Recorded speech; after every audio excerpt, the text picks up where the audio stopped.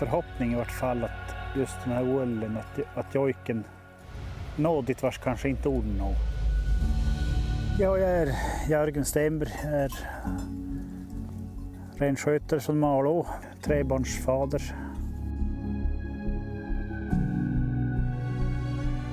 Man har ju olika sorters repertoar. Vissa jojkar, de är mer, de kan man alltid och de blir man inte lika berörd av så att säga. Men den här, han ligger väldigt nära hjärta.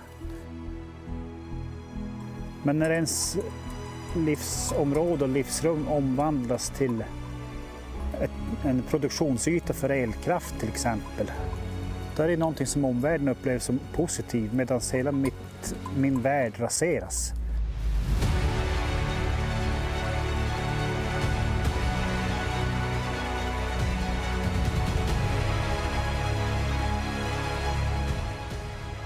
Och oron som man känner, det är inbakat i den här jojken. Så att det ligger närmare hjärta och även närmare känslorna.